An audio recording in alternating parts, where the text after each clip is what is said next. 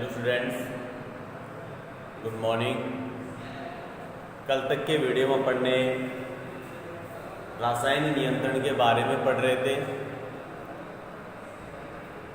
शाकनाशी रसायन वगैरह पढ़ लिए थे। बुआई करने का उनका प्रयोग करने के बारे में भी अपन ने पढ़ लिया था कि कैसे कैसे उनका प्रयोग करना है। उसके बाद अपन उसके कुछ लाभ पढ़े थे कि रासायनिक नियंत्रण के लाभ क्या हैं, और आज पढ़ेंगे अपन रासायनिक नियंत्रण की कुछ सीमाएं होती हैं, कुछ लिमिटेशन होती है कि इनका हम सभी जगह प्रयोग नहीं कर सकते। जैसे सीमाएं आपको बताऊं कि किसान को तकनीकी ज्ञान का होना बहुत जरूरी होता है। यदि अपन रसायनों का प्रयोग कर रहे हैं तो तकनीकी ज्ञान की आवश्यकता होती है। मिश्रित फसल वगैरह बोलते हैं, उसमें अपन क्या नाम से रसायनों का प्रयोग नहीं कर सकते। कुछ लिमिटेशन होती है, कुछ सीमाएं होती हैं, और क्या नाम से जिससे कभी कभार किसान इनका गलत यूज भी ले लेता है। यानी ऐसी स्थिति बढ़ जाती है किसान की, इनको गलत इस्तेमाल कर लेता है रसायनों का। इसलिए बहुत सारी लिमिटेशन है इसकी, बहुत सारी सीमाएं। अरे घर में लड़ाई झगड़ो हो जाए, लड़ाई झगड़ो हो, बात बड़ी को सीधा का नाम से भाई साहब केमिकल पी लियो और चल बचिया। इसलिए कहने का मतलब यही है कि हर चीज की सीमा होती है, लिमिटेशन होती है। हेडिंग डाल लो बेटा, रासायनिक विधियों की सीमाएं।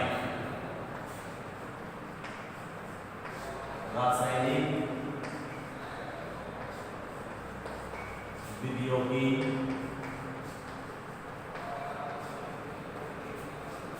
सीमाएं, यानी क्या क्या इनकी लिमिटेशन है। पहली लिमिटेशन लिखो, किसानों को शाकनाशी रसायन के प्रभाव, किसानों को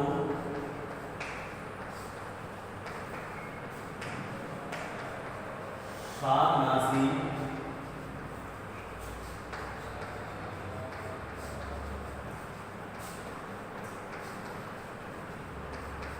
किसानों को शाकनाशी रसायन का प्रभाव व प्रयोग संबंधी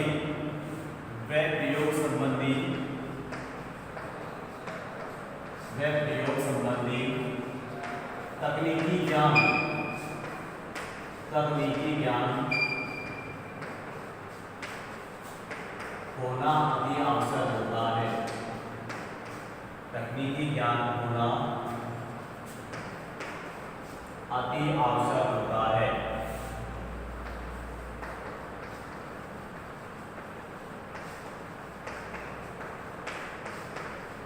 यानी यदि हम रसायनों का उपयोग कर रहे हैं तो कहने का मतलब, तकनीकी ज्ञान का मतलब यही है कि क्या नाम से 1 लीटर में कितनी ml दवा डलेगी, कौन से फसल के लिए कौन से रसायन का कैसे उपयोग करना है, इन सभी के बारे में हमें ज्ञान होना जरूरी है। दूसरा पॉइंट लिखेंगे, दूसरी लिमिटेशन होगी कि क्या नाम से किसानों द्वारा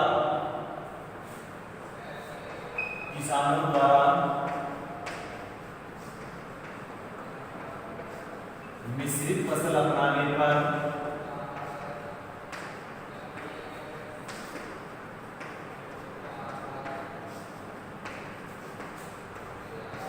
मिश्रित फसल अपनाएंगे, यानी मिश्रित फसल यदि अपन अपनाते हैं तो उसमें रसायनों का प्रयोग नहीं कर सकते, क्योंकि अलग अलग फसल के लिए अलग अलग खरपतवारनाशी रसायनों का क्या किया जाता है, प्रयोग किया जाता है। मिश्रित फसल अपनाने पर इसमें बाधा आती है, इसमें बाधा आती है। कहने का मतलब मिश्रित फसल में इसका प्रयोग नहीं कर सकते हैं। तीसरा पॉइंट होगा कि मृदा फसलों पर होने वाले दुष्प्रभावों के कारण मृदा एवं फसलों पर होने वाले दुष्प्रभावों के कारण होने वाले दुष्प्रभावों के कारण इसका प्रयोग क्या किया जा रहा है, कम किया जा रहा है। और कारण शाकनाशी रसायनों का प्रयोग, शाकनाशी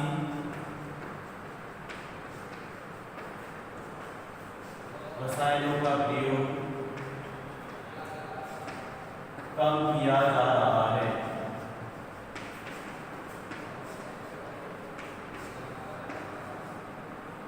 चौथा पॉइंट होगा, चौथी लिमिटेशन होगी इसकी, यानी मृदा और फसलों पर क्या होगा, इनके इतने दुष्प्रभाव पड़ रहे हैं कि हमारी मृदा क्या हो रही है, अनफर्टाइल हो रही है, और फसलों पे भी क्या होते हैं, इनका विषैला प्रभाव पड़ता है, जिससे मनुष्य के स्वास्थ्य पर सीधा प्रभाव पड़ता है, जिसके कारण शाकनाशी रसायनों के प्रयोग में क्या आ रही है, कमी आ रही है। अगला पॉइंट देखेंगे कि कृषि जोतों का आकार छोटा होने के कारण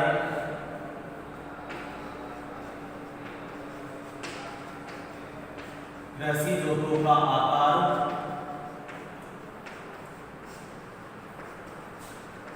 छोटा होने के कारण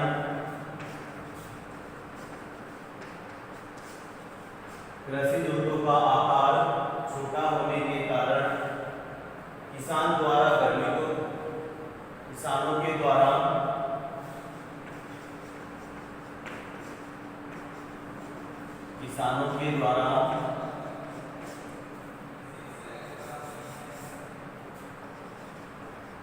घर के श्रमिकों से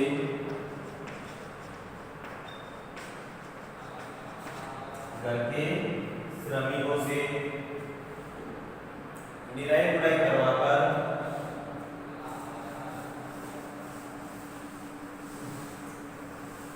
घर के श्रमिकों से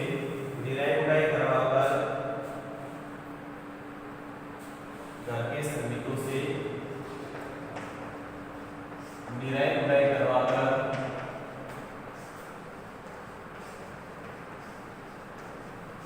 खरपतवार नियंत्रण कर पाना संभव होता है। खरपतवार नियंत्रण करना लाभदायक होता है। खरपतवार नियंत्रण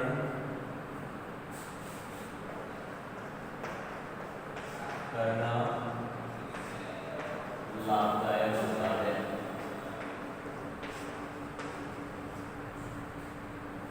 लास्ट पॉइंट पढ़ेंगे, किसान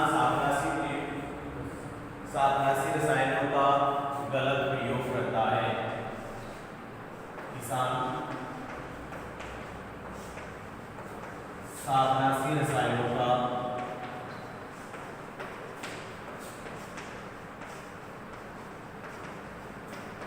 गलत प्रयोग करते हैं। गलत प्रयोग करते हैं। ये हो गई रासायनिक नियंत्रण की कुछ सीमाएं। अब पढ़ेंगे आज हम जैविक नियंत्रण, बायोलॉजिकल कंट्रोल। क्या पढ़ेंगे? बायोलॉजिकल कंट्रोल, जैविक नियंत्रण।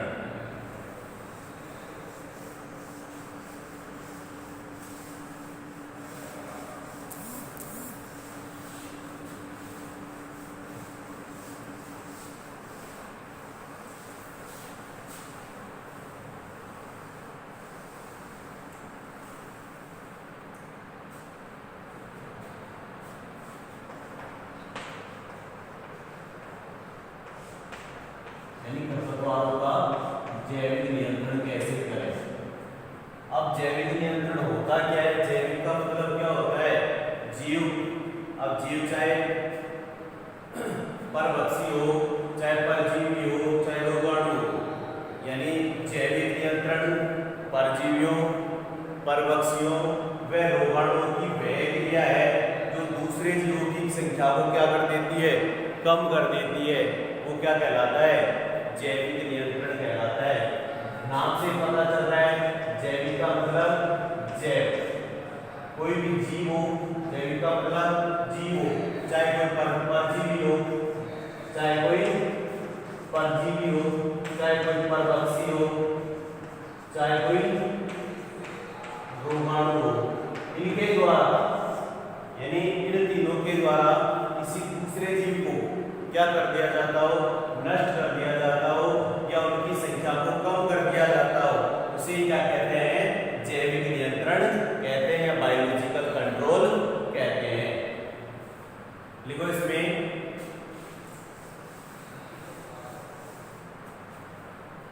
जैविक नियंत्रण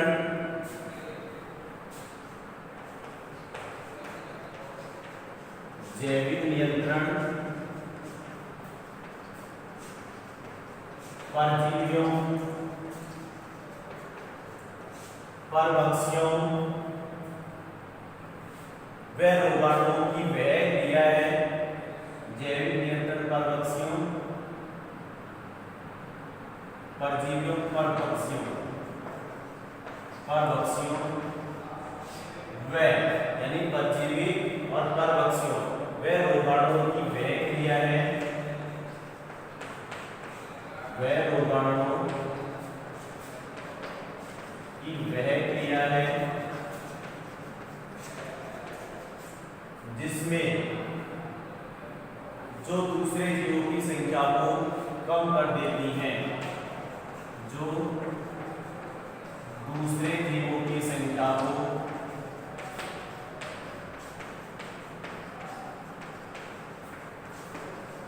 कम कर देती है, जो दूसरे जीवों की संख्या को कम कर देती है, जैविक नियंत्रण कहते हैं, जैविक नियंत्रण कहते हैं, यानी बायोलॉजिकल कंट्रोल। यानी परजीवी हो, परभक्षी हो और रोगाणु हो, उनकी वह क्रिया होती है जो दूसरे जीवों की संख्या को क्या कर देते हैं, कम कर देते हैं, जैविक नियंत्रण कहते हैं। जैसे लेंटाना कैमरा के नियंत्रण के लिए, जैसे लेंटाना कैमरा के नियंत्रण के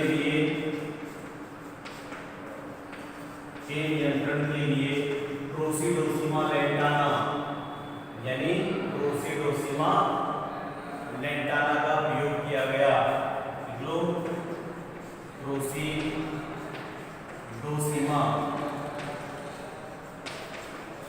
लेंटाना का प्रयोग किया गया, यानी लेंटाना कैमरा क्या है, एक खरपतवार है और इसको नष्ट करने के लिए किसका प्रयोग किया गया, प्रोसिडोसिमा लेंटाना का प्रयोग किया गया। दूसरा उदाहरण बताओ, जैसे गाजर घास के नियंत्रण के लिए जाइकोग्रामा बाइकोलोरेटा, जैसे दूसरा उदाहरण लो, गाजर घास के नियंत्रण के लिए, गाजर घास के नियंत्रण के लिए जाइकोग्रामा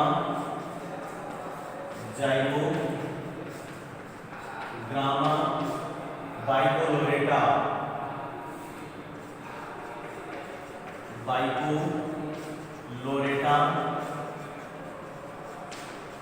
का प्रयोग किया गया,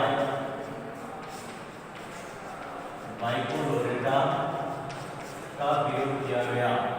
लेंटाना कैमरा में प्रोसिडोसिमा लेंटाना का प्रयोग किया गया और गाजर घास के लिए जाइकोग्रामा बाइकोलोरेटा का प्रयोग किया गया। ये क्या हो गया, बायोलॉजिकल कंट्रोल या जैविक नियंत्रण। हमारा चौथा चैप्टर समाप्त हो गया है। हमने इस चैप्टर में खरपतवार के बारे में डिटेल पढ़ी है। खरपतवार क्या होता है, खरपतवार की डेफिनेशन पढ़ी, खरपतवार के लाभ हानि पढ़े, फिर खरपतवार का वर्गीकरण पढ़ा, फिर खरपतवार नियंत्रण पढ़ा, नियंत्रण में सस्य नियंत्रण पढ़ा, फिर उसके बाद में अपन ने रासायनिक नियंत्रण पढ़ा, रासायनिक नियंत्रण के बाद में अपन ने जैविक नियंत्रण पढ़ा। इसका प्रयोग करने का समय क्या होता है, कौन कौन से समय इसका रसायनों का प्रयोग किया जाता है, इस सभी के बारे में अपन ने चौथे चैप्टर में पढ़ लिया। आज हमारा चौथा चैप्टर आज अपने 5वां अध्याय स्टार्ट करेंगे जिसका नाम है शुष्क खेती। पाठ का क्या नाम है? शुष्क खेती, यानी ड्राई फार्मिंग बोलते हैं। क्या बोलते हैं बताओ? ड्राई फार्मिंग, शुष्क खेती। शुष्क खेती होती क्या है? यानी शुष्क खेती वो होती है कि क्या नाम से जहां वर्षा क्या होती है? कम होती है, इसकी तुलना में वाष्पीकरण की तुलना में। पाठ का नाम डालो बेटा, शुष्क खेती।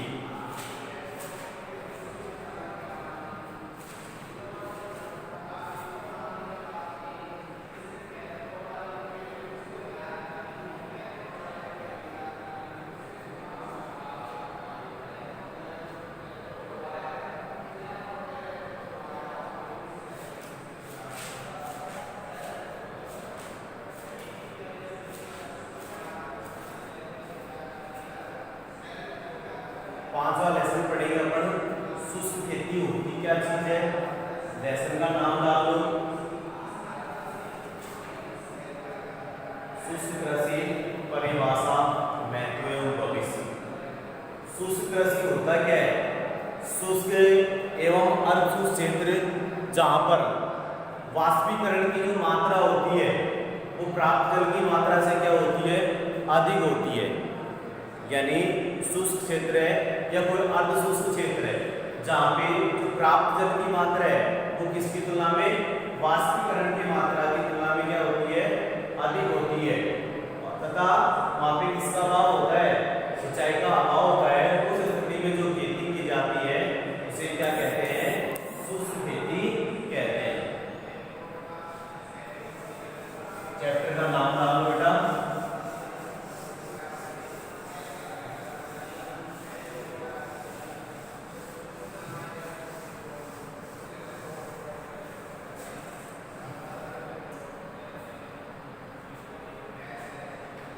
अध्याय 5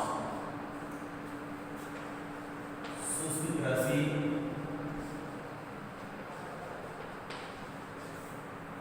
परिभाषा महत्व एवं सिद्धांत। परिभाषा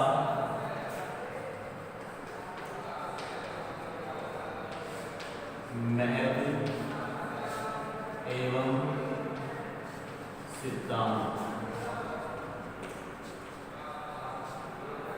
dry farming definition, importance and principles, यानी उनके सिद्धांत। यानी शुष्क खेती होती क्या है?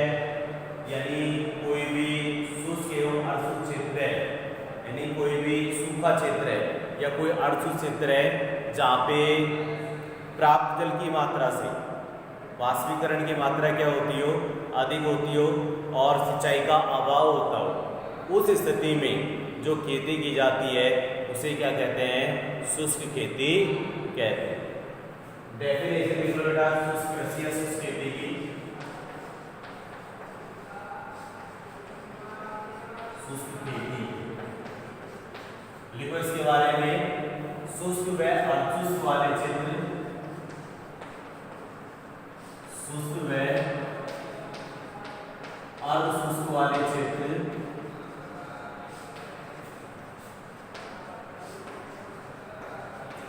यानी कौन कौन से क्षेत्र होते हैं? या तो बिल्कुल सूखा क्षेत्र हो या बिल्कुल आधा शुष्क क्षेत्र हो जहां वाष्पीकरण की मात्रा, यानी जहां वाष्पीकरण की मात्रा, जहां वाष्पीकरण की मात्रा प्राप्त जल की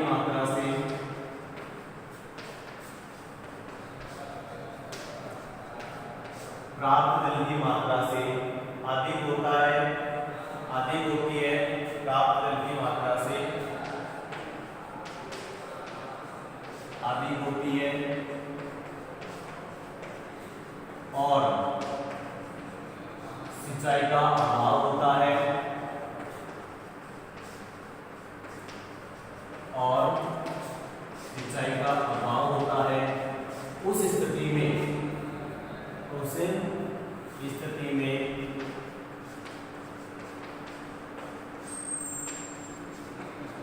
जो खेती की जाती है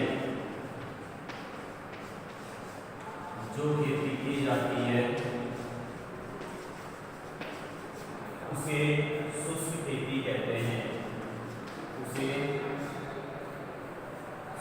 खेती कहते हैं,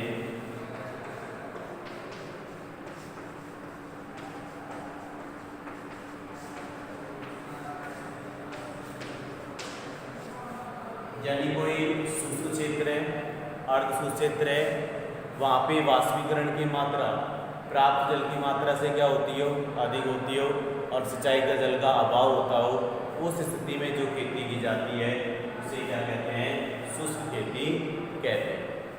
एक होता है असिंचित खेती। असिंचित खेती किसे कहते हैं?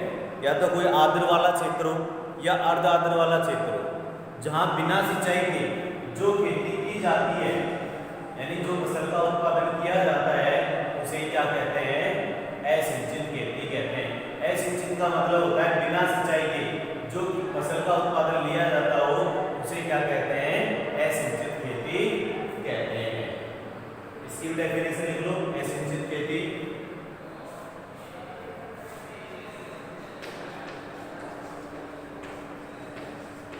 असिंचित खेती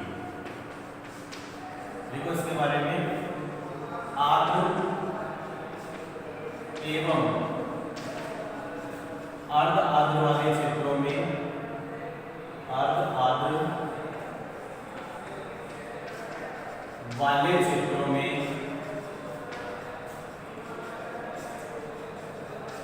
बिना सिंचाई के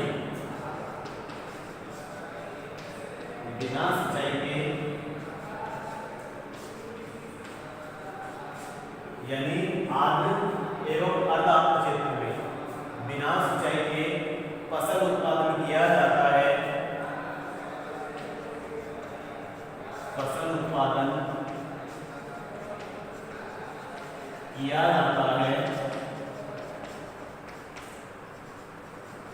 उसे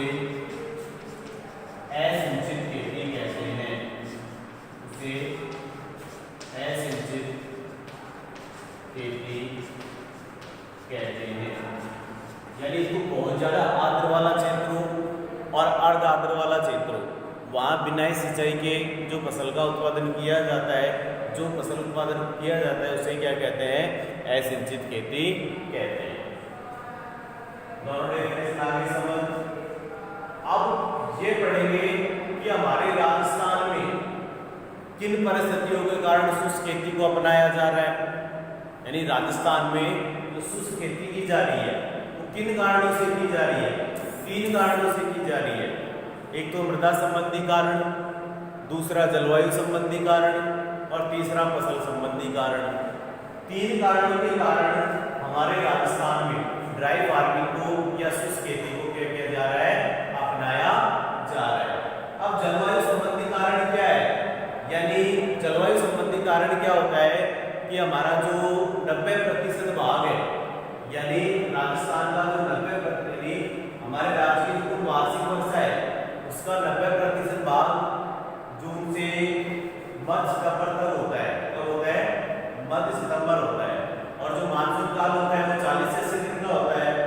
तो मई जून के माह में क्या होता है कि टेम्परेचर कितना जाता है, 35 से 48 डिग्री पहुंच जाता है। उस स्थिति में क्या होता है कि किसकी कमी आ जाती है? नमी की कमी आ जाती है, जिसके कारण किसको अपनाया जा रहा है? शुष्क खेती को अपनाया जा रहा है। ये तो हो गया जलवायु कारण। आगे समझ, यानी जो हमारा मानसून काल है वो 40 से 80 दिन का है। और मानसून काल कब से कब होता है? जून से सितंबर माह तक का। और 90% बारिश इसी के अंदर होती है। लेकिन मई जून माह क्या होते हैं? तेज धूप पड़ती है। तेज धूप का कारण क्या होता है? नमी कम हो जाती है। और उस स्थिति में हमने कौन सी खेती अपनानी पड़ती है? शुष्क खेती अपनानी पड़ती है। यानी ये जलवायु का पहला कारण है जिसके कारण हमें शुष्क खेती को अपनाया जा रहा है। दूसरा है मृदा संबंधी। मृदा संबंधी हमारे राजस्थान में ज्यादातर कौन सी मृदा है? रेतीली मृदा है या नहीं है? जिसके कारण हमें किसको अपनाना पड़ रहा है? शुष्क खेती को अपनाना पड़ रहा है। क्योंकि तो रेतीली मृदा होती है, बलुई मृदा होती है, 95% तो बालू होता है, 5% के होते हैं कार्बनिक पदार्थ होते हैं। इसकी क्या होती है? जल धारण क्षमता बहुत कम होती है, जिसके कारण किसको अपनाया जा रहा है? शुष्क खेती को अपनाया जा रहा है। तीसरा कारण पड़ा फसल प्रबंधन संबंधी कारण।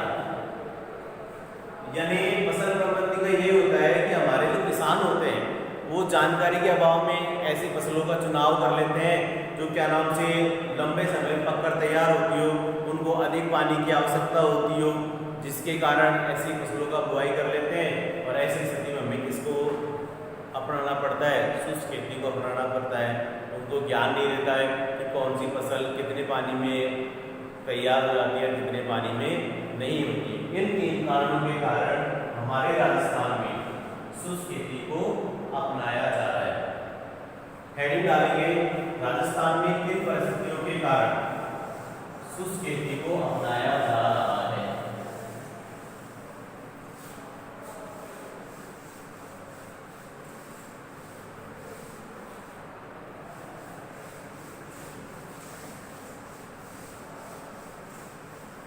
हेडिंग डालो बेटा, राजस्थान में किन परिस्थितियों के कारण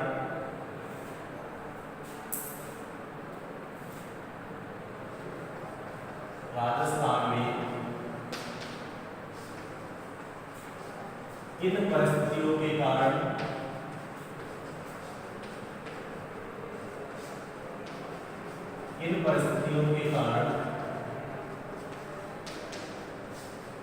शुष्क खेती को अपनाया जा रहा है। शुष्क खेती को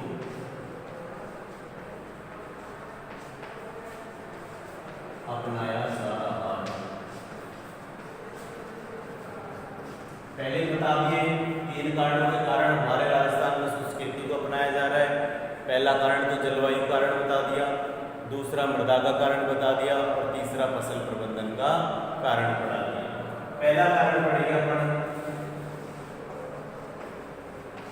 जलवायु संबंधी कारण। पहला कारण कौन सा पढ़ेंगे? जलवायु संबंधी कारण।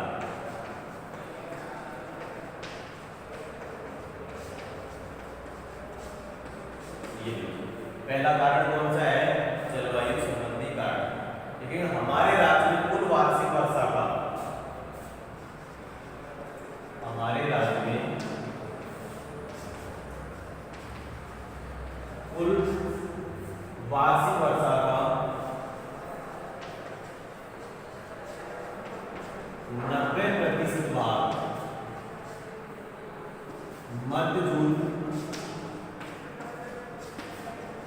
से सितंबर, यानी मिड जून से मिड सितंबर तक होता है। हमारे राज्य में कुल वार्षिक वर्षा का 90% भाग मध्य जून से मध्य सितंबर तक होता है। मानसून काल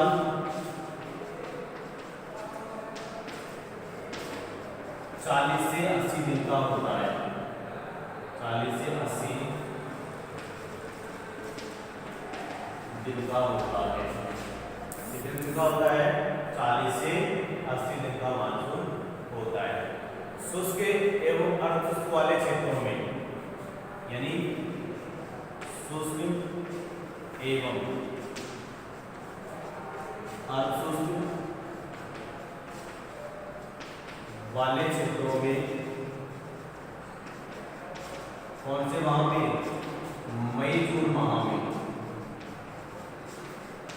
तापमान कितने डिग्री हो जाता है? 45 से 48 डिग्री सेंटीग्रेड हो जाता है। मई जून माह में तापमान 45 से 48 डिग्री सेंटीग्रेड हो जाता है। और मृदा में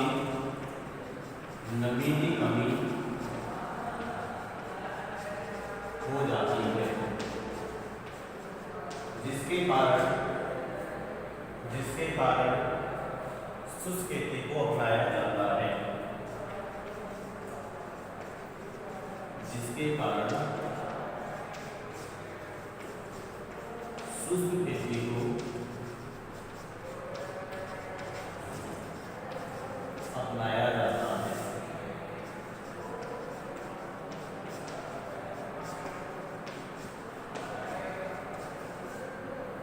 पहला कारण हो गया राजस्थान में शुष्क खेती अपनाने का। कौन सा कारण? जलवायु संबंधी कारण, यानी मानसून काल का 90% भाग मध्य जून से मध्य सितंबर तक हो जाता है और मानसून काल 40 से 80 दिन का ही होता है। मई जून के माह में क्या होता है कि भयंकर गर्मी पड़ती है, भयंकर गर्मी पड़ने के कारण टेम्परेचर बढ़ जाता है और टेम्परेचर बढ़ेगा तो मृदा में किसी कमी आ जाएगी,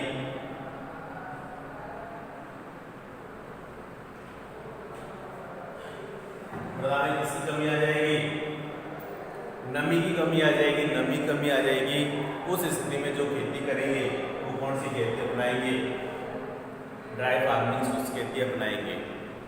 अब दूसरा कारण पढ़ेंगे अपन मृदा संबंधी कारण। कौन सा कारण पढ़ेंगे? मृदा संबंधी कारण।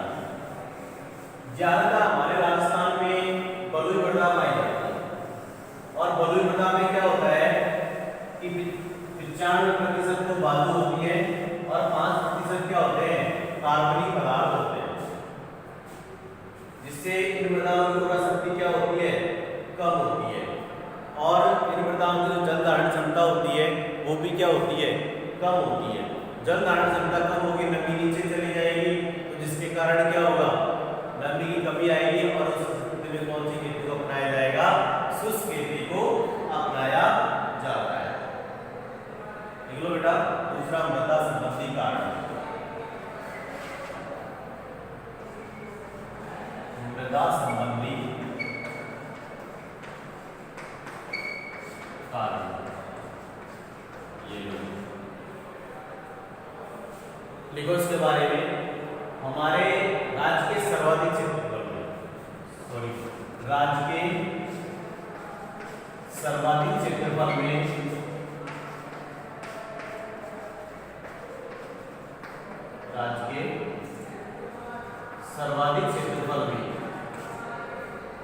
राज्य के सर्वाधिक क्षेत्रफल में बलुई मृदा पाई जाती है। कौन सी मृदा? बलुई मृदा।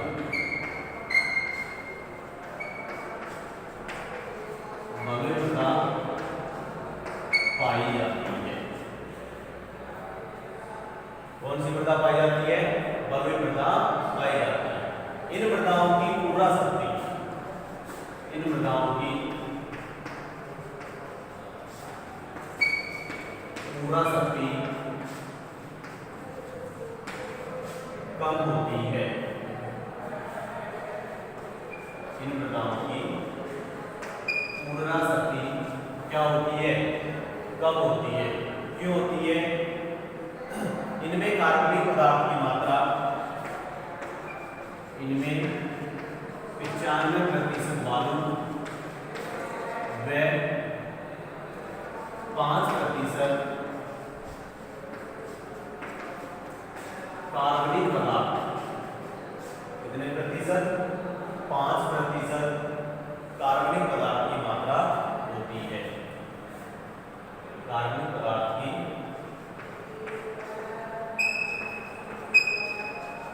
मात्रा होती है। इन मृदाओं की जल धारण क्षमता भी, इन मृदाओं की जल धारण क्षमता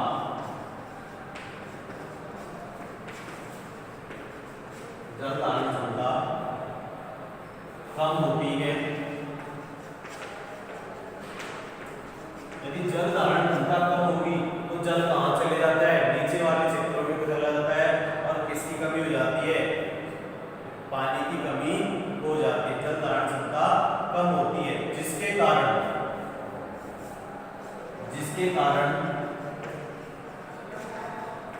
नमी का अभाव हो जाता है।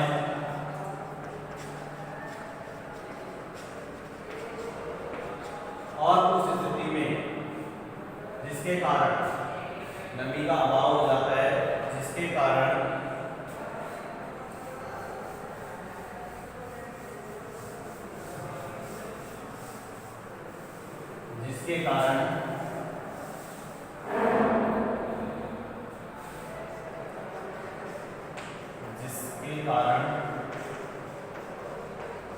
राजस्थान में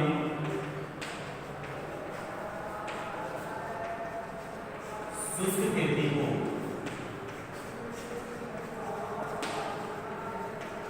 अपनाया जा रहा है, जिसके कारण राजस्थान में शुष्क खेती को क्या किया जा रहा है, अपनाया जा रहा है। ये अपन ने प्रयोग पढ़ लिए, यानी दो कारण पढ़ लिए किसके, राजस्थान में शुष्क खेती अपनाने के कारण। शुष्क कृषि तकनीकी के द्वारा, देखो आगे थोड़ा सा, शुष्क कृषि तकनीकी के द्वारा, शुष्क कृषि तकनीकी के द्वारा मृदा नमी का संरक्षण करके, मृदा नमी का संरक्षण करके, मल्च का प्रयोग करके, मृदा नमी का संरक्षण करके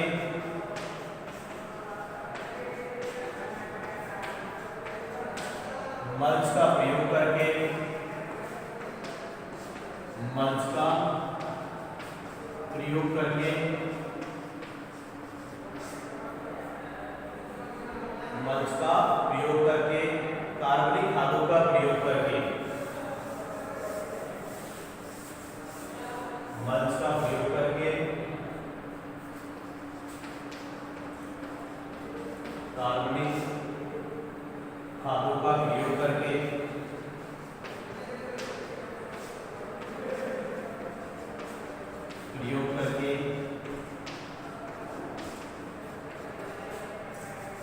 खेती की जा रही है।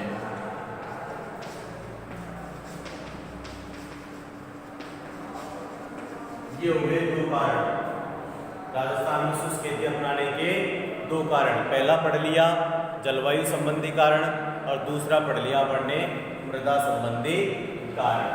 अब तीसरा कारण पढ़ेंगे बेटा, फसल प्रबंधन संबंधी कारण।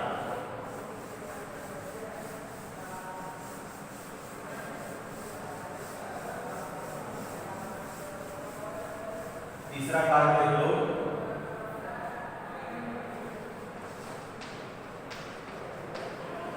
फसल प्रबंधन संबंधी कारण। यानी फसल प्रबंधन यानी कहने का मतलब हमारे राजस्थान में किसानों को जानकारी का अभाव बहुत कम है। उस स्थिति में क्या करते हैं कि ऐसी फसलों का चुनाव कर लेते हैं जो लंबे समय पककर तैयार होती हो, उनको अधिक पानी की आवश्यकता होती हो, ऐसी वैरायटियों का चुनाव कर लेते हैं, ताकि जिसके कारण हमारे राजस्थान में शुष्क खेती को क्या किया जा रहा है, अपनाया जा रहा है। लिख लो, शुष्क एवं अशुष्क वाले क्षेत्रों में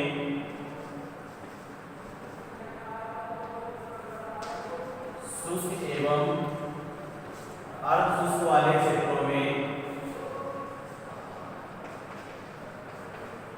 शुष्क एवं अर्धशुष्क वाले क्षेत्रों में किसान की जानकारी के अभाव में, यानी किसान जानकारी के अभाव के कारण, किसान जानकारी के अभाव के कारण, यदि उनको जानकारी नहीं मिलने के कारण लंबी अवधि वाली के कारण, लंबी अवधि वाली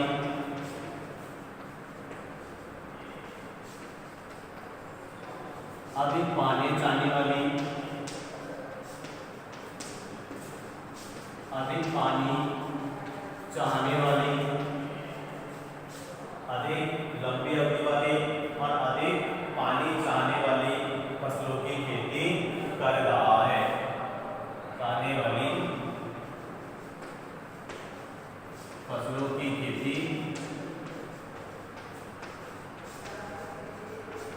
कर रहा है। यदि इस तरीके से शुष्क खेती में किसान के अभाव में किन फसलों का बोएगा तो किसकी कमी आ जाएगी? अवधि वाली तथा कम उपज वाली फसलों की खेती क्या कर रहा है, जिससे किसानों को पर्याप्त उपज नहीं मिल पा रही है, जिससे किसानों को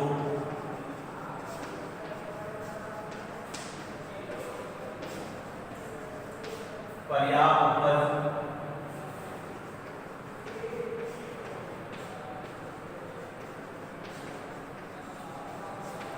नहीं मिल पा रही है।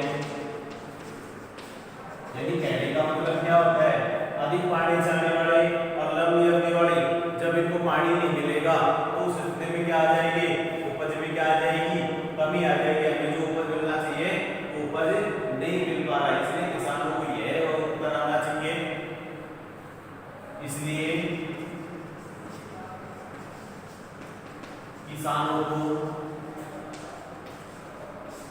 किसानों को यह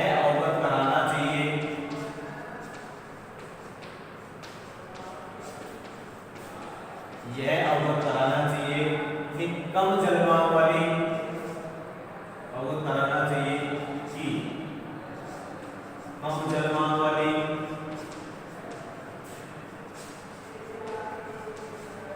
कौन सी कम जलवायु वाली व कम अवधि वाली फसलों को बुआई करनी चाहिए। इसलिए किसानों को यह अवगत कराना चाहिए कि कम जलवायु वाली व कम अवधि वाली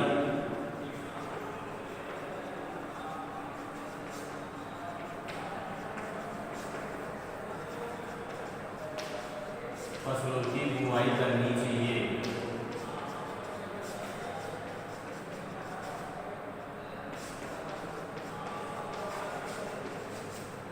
ये हो गए 3 कारण। आज अपन ने 5वां लेसन स्टार्ट कर दिया था, शुष्क खेती वाला। शुष्क खेती होता क्या है, यानी शुष्क क्षेत्रों या कोई भी अर्धशुष्क क्षेत्रों जहाँ पे वाष्पीकरण की जो मात्रा होती है, वाष्पीकरण की समझ लो या वाष्पोत्सर्जन की समझ लो, दोनों क्रियाएं होती हैं। वाष्पोत्सर्जन तो किससे होता है, प्लांट की पत्तियों से, और वाष्पीकरण किससे होता है, मृदा की सतह से। ये दोनों क्रियाओं की तुलना में प्राप्त जल की मात्रा से अधिक होती है, यानी जो टोटल जल है उससे अधिक ये दोनों क्रियाएं होती हैं। उस स्थिति में कौन सी खेती को अपनाया जाता है, शुष्क खेती की जाती है। शुष्क खेती को अपनाया जाता है, उसे क्या कहते हैं, शुष्क खेती कहते हैं। यानी सिंचाई का अभाव होगा और उस स्थिति में जो खेती की जाती है उसे क्या कहते हैं बेटा, वो शुष्क खेती कहते हैं। आगे डेफिनेशन क्लियर। उसके बाद में असिंचित खेती। असिंचित खेती उसे कहते हैं कि क्या नाम से, कोई आर्द्र वाला क्षेत्र हो, बहुत ज्यादा पानी वाला क्षेत्र हो, या कोई अर्ध आर्द्र वाला, थोड़ा कम आर्द्र वाला क्षेत्र हो, उसमें क्या होता है कि बिना सिंचाई के, कोई सिंचाई किए हुए जो फसल का उत्पादन किया जाता है वो असिंचित खेती कहलाती है। फिर उसके बाद में पढ़ने पड़ा कि राजस्थान में किन कारणों के कारण शुष्क खेती को अपनाया जा रहा है। 3 कारण पढ़ा दिए। पहला जलवायु संबंधी कारण, दूसरा मृदा संबंधी कारण और तीसरा फसल प्रबंधन संबंधी कारण। अब पढ़ेंगे बेटा अपन शुष्क खेती के सिद्धांत, यानी शुष्क खेती के क्या सिद्धांत है। शुष्क खेती का पहला सिद्धांत पढ़ेंगे अपन, नमी संरक्षण का सिद्धांत।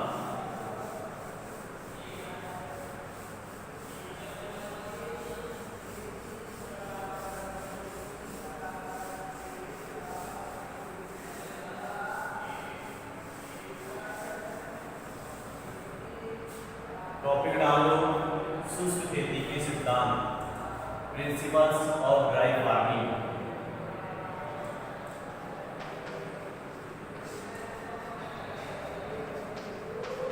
शुष्क खेती के सिद्धांत, प्रिंसिपल्स ऑफ ड्राई फार्मिंग। पहला जो सिद्धांत पढ़ेंगे अपन वो पढ़ेंगे नमी संरक्षण का सिद्धांत। नमी संरक्षण का मतलब ये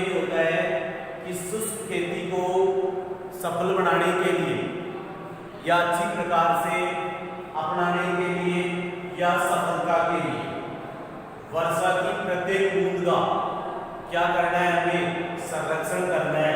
यानी वर्षा के जल को क्या करना है, इकट्ठा करके उसे फसल उत्पादन के काम में लेना है। वो क्या कहलाता है, नमी संरक्षण का सिद्धांत कहलाता है। अब नमी संरक्षण कैसे किया जाए, पहला पॉइंट तो ये होगा कि मृदा की जल धारण क्षमता बढ़ा दो। दूसरा पॉइंट होगा मल्चिंग का प्रयोग कर दो। तीसरा होगा पौधे द्वारा वाष्प उत्सर्जन की हानि को क्या कर दो, कम कर दो। इन तीन कारणों के कारण हम नमी संरक्षण कर सकते हैं। पहला पड़ा कि जल धारण क्षमता, जैसे रबी की फसल कटती है तो खेत में गहरी जुताई कर दो।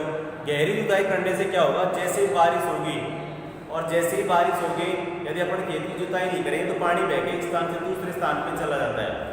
लेकिन गहरी जुताई करने पे वो पानी को कौन एब्जॉर्ब कर लेता है, कौन अवशोषण कर लेता है, उस जोत के द्वारा या उस मृदा के द्वारा उसको एब्जॉर्ब कर ले जाता है। नमी क्या हो जाती है, संरक्षित हो जाती है। पहला कारण तो ये।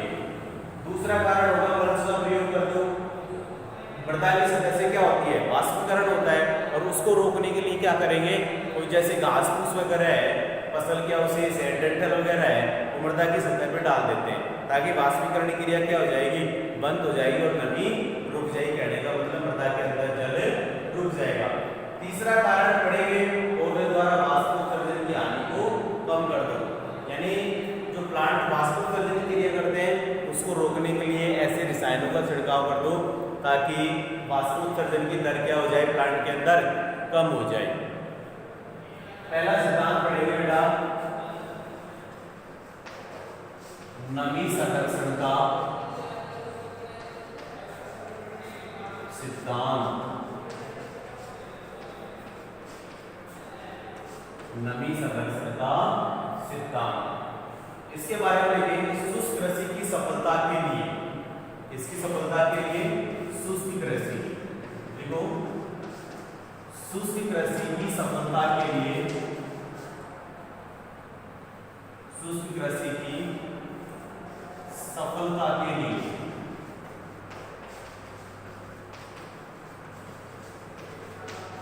वर्षा की प्रत्येक बूंद को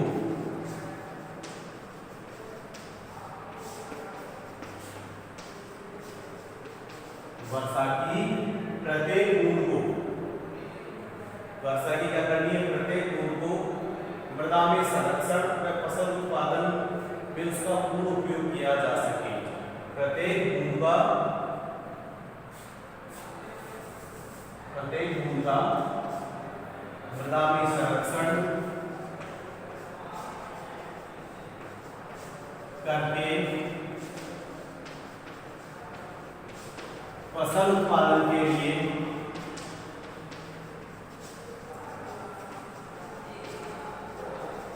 पूर्ण उपयोग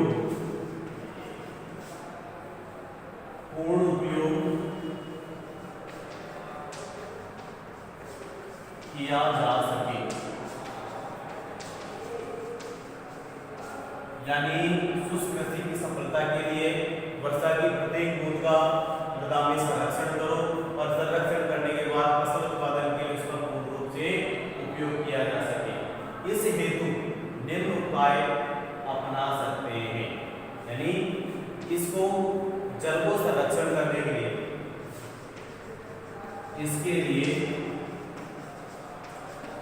निम्न उपाय अपनाए जा सकते हैं। अपनाए जा सकते हैं। अब पहला उपाय क्या करेंगे ताकि वर्षा का जल क्या हो जाए, मृदा के अंदर संरक्षित हो जाए, नमी क्या हो जाए, संरक्षित हो जाए। जैसे रबी की फसल कटती है, रबी की फसल कटती है क्या कर दो, गहरी जुताई कर दो। और गहरी जुताई करने से क्या होगा, जैसे ही बारिश होगी तो बारिश का जल एक स्थान से दूसरे स्थान पर नहीं जाएगा और मृदा के द्वारा उसको क्या कर लिया जाएगा, एब्जॉर्ब कर लिया जाएगा, उसका अवशोषण कर लिया जाएगा। पहला पॉइंट देखो, मृदा की जल धारण क्षमता बढ़ाना। मृदा की जल धारण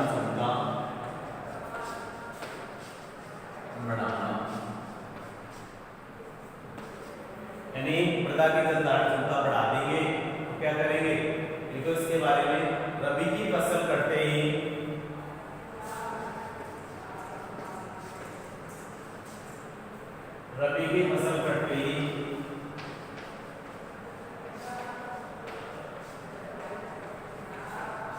खेतों में गहरी जुताई कर देनी चाहिए, खेतों में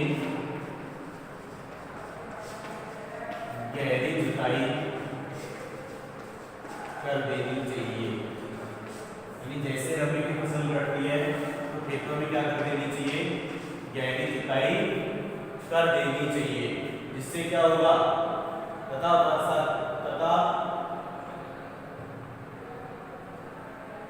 क्या होगा, जुताई कर देनी चाहिए। और वर्ष में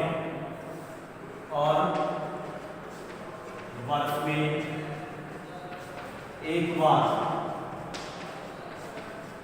खेतों में क्या डाल देना चाहिए, गोबर की खाद डाल देनी चाहिए, कार्बनिक खाद डाल देना चाहिए। वर्ष में एक बार 8 से 10 टन कार्बनिक खाद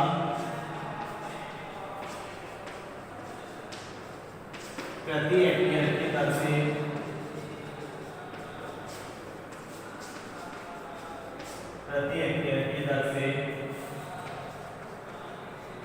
डाल देना चाहिए। ये पढ़ लिया हमने पहला कारण। खेत की गहरी जुताई कर देंगे, जल भी संरक्षित हो जाएगी, मृदा के अंदर कार्बनिक पदार्थ डाल देंगे तब भी नमी बनी रहेगी। यानी कार्बनिक पदार्थ के अंदर क्या होता है, नमी को एब्जॉर्ब करने का या नमी अवशोषण की क्षमता होती है, जिससे क्या हो जाती है, नमी का संरक्षण हो जाता है। अब दूसरा कारण पढ़ेंगे बेटा अपन, मल्च का प्रयोग। किसका प्रयोग, मल्च का प्रयोग।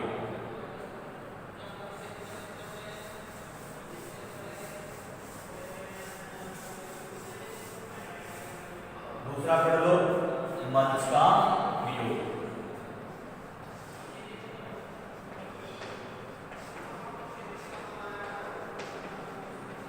इंग्लिश में मल्च के प्रयोग में देखेंगे, वाष्पीकरण की हानि को रोकने के लिए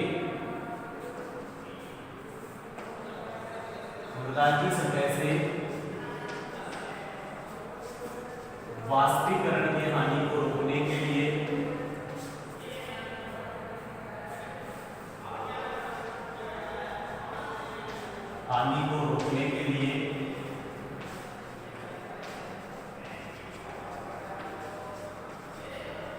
फसल अवशेष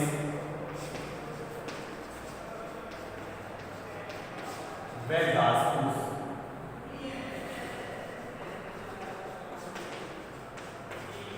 आदि से ढक देते हैं।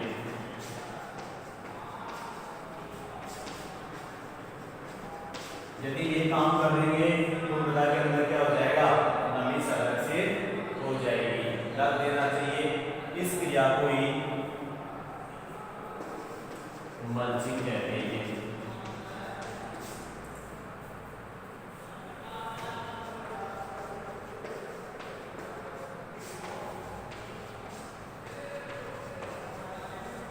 ये हो गया दूसरा कारण, मल्च का प्रयोग। अब अपन कल पढ़ेंगे, कल की वीडियो में चर्चा करेंगे लास्ट तीसरा कारण, यानी पौधों के द्वारा वाष्पोत्सर्जन की हानि को क्या कर देना, कम कर देना। इस सभी के बारे में अपन कल के वीडियो में चर्चा करेंगे। आज अपन ने 5वां चैप्टर स्टार्ट कर दिया, इसमें शुष्क खेती के बारे में पढ़ लिया और असिंचित खेती के बारे में पढ़ लिया। उसके बाद में राजस्थान में किन कारणों से शुष्क खेती को अपनाया जा रहा है इसके बारे में पढ़ लिया। और अब पढ़ रहे हैं हम शुष्क खेती के सिद्धांत। इसमें पहला सिद्धांत पढ़ लिया अपन ने, नमी संरक्षण का सिद्धांत। कल पढ़ेंगे अपन शुष्क कृषि में फसल प्रबंधन का सिद्धांत। धन्यवाद।